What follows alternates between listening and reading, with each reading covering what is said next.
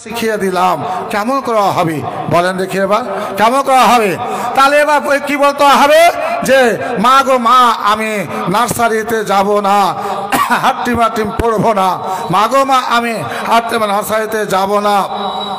পড়বো না হাট্টিম হাট্টিম টিম মাদ্রাসাতে গিয়ে পড়বো আলিফ লাম মিম মাদ্রাসাতে আলিফ লাম মিম পড়া হয় হ্যাঁ আলিফ লাম মিম পড়া হয় আল্লাহ রাসূল বলেছে হাদিসে মান কারা মিন কিতাবিল্লাহি হারফান আমার রাসূল বললেন মান কারা মিন কিতাবিল্লাহ মান কারা হারফান মিন কিতাবিল্লাহ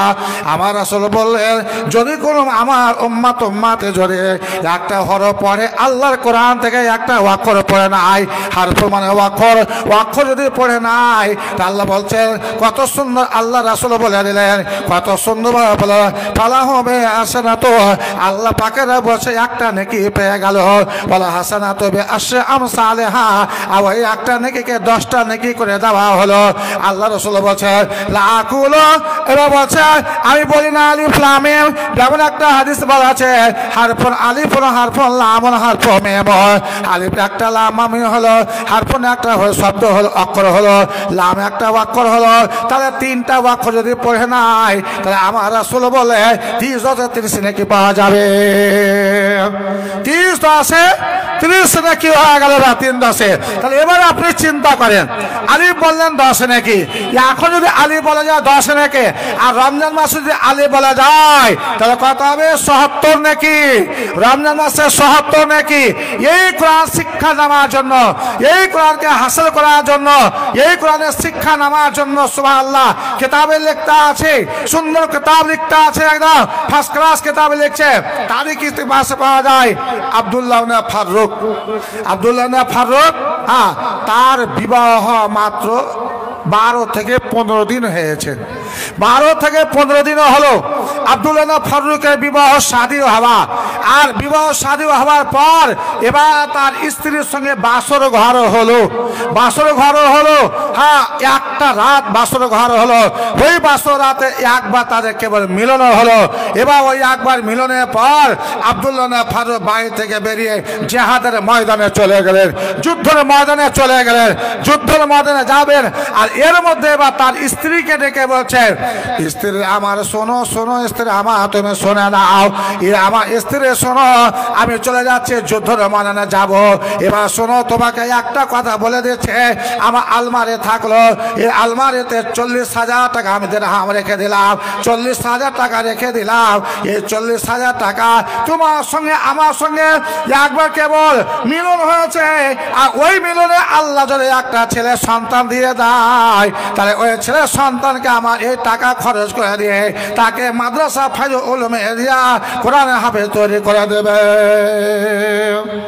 কোরআনে হাফেজ তৈরি করবে সুবহানাল্লাহ দেখলেন কেমন নিয়াত তার নিয়াত গুণে বরকত হয় একটা গল্প বলি কথাতে কথা বের হয় সরষাতে তেল বার হয় একটা গল্প বলি আপনাদের সামনে একজন ভিখারি সে ভিক্ষা করে আর ভিক্ষা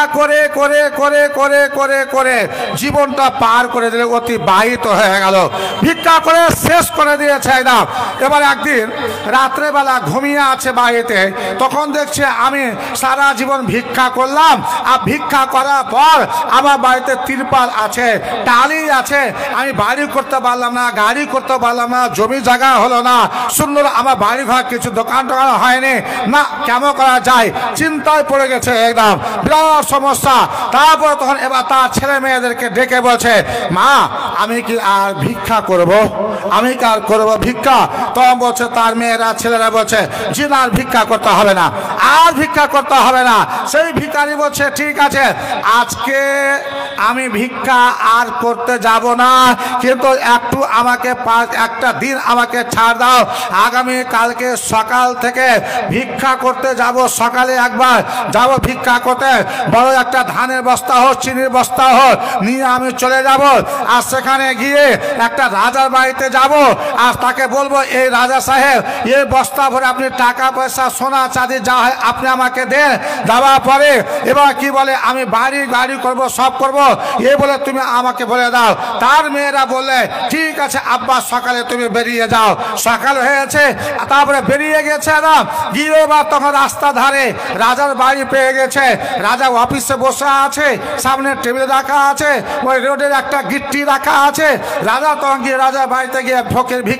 ভিখারি গিয়ে বলছে আসসালামু আলাইকুম। ওয়ালাইকুম আসসালাম, কি খবর গো বাবা? যে আমি একজন মুসাফির, একজন ভিখারি মানুষ, আপনার দরবারে এসেছি, আপনি আমাকে কিছু খাবার থাকা দেন, আর আমার ব্যাগ ভরে এই বস্তা ভরে সোনা টাকা পয়সা যা থাকে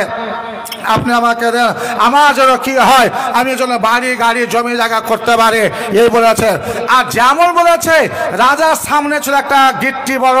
ওই গিট্টিটা পাথরটা নিয়ে তার হাতে মেরে দিয়েছে। আর যেমন মেরেছে সে ভিখারি পড়ে যায় জমিনে, আর যেমন জমিনে পড়ে যাওয়া তেমন এবার তখন সেই ভিখারি মা বাবা করে চিৎকার করতে লাগলো, আঘাত পেয়ে গেছে।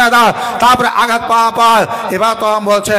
তোমার খাতার প্রথম পাতায় লিখে দিলাম আলপনা, তোমার খাতা প্রথম পাতায় লিখে দিলাম আলপনা, তোমার খাতা বলবে কথা আমি যখন থাকবো না, তখন তোমার স্মৃতি হিসাবে রাজা মহাশয় এই পাথরটা আমি তোমাকে দিচ্ছি না। পাথরটা ব্যাগে ভরে নিল।